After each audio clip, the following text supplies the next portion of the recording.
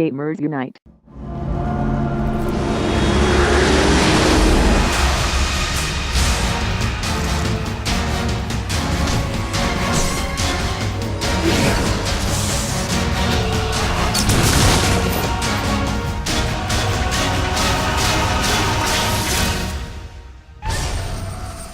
Hey gamers, Markboss here at the Batman Arkham Asylum booth at the London Expo. With me I've got Paul Benjamin, marketing of Eidos. Paul, this game looks great, received a lot of hype, it looks amazing. What are you so proud about it? This game I think really captures what Batman's all about. It's like the truest interpretation of Batman. So you've got his badass combat moves, you've got the stealth element with the way he inflicts fear on all his enemies, as well as the fact that he's the world's greatest detective, so you've also got this detective element throughout the game to help solve puzzles and things like that.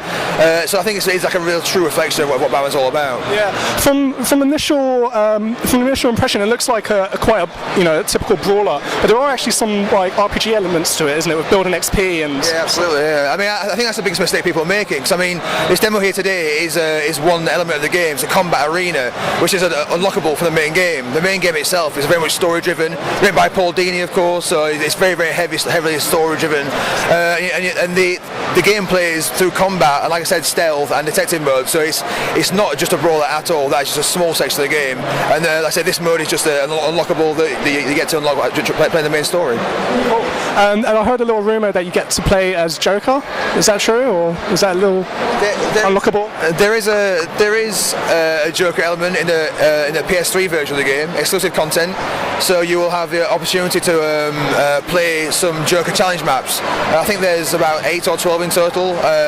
Joker's got all his own moves, his own weapons. He's got exploding teeth. He's got the hand buzzer. He's got a revolver with only 3 or 4 shots in there. So he's got his own arsenal of weapons outside of his own combat moves as well. And that's also combat and stealth based, but your Joker take on the guards from the asylum.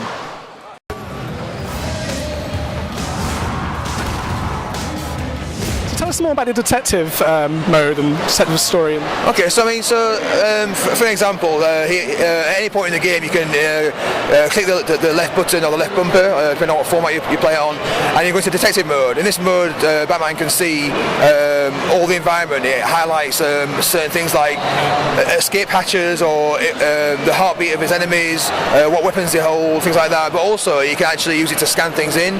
So, for example, there's one section of the game where I can't go into detail, but he has to track down tobacco. So he scans the scent in, then he uses that scent track to then see where this certain thing has happened, and you track it down. So things like that, but also to solve puzzles. So there's riddles on every level, and you have to find out what the answer to those riddles are using detective mode as well. So there's lots of elements that come into it. It's cool. Any sign of any sidekicks?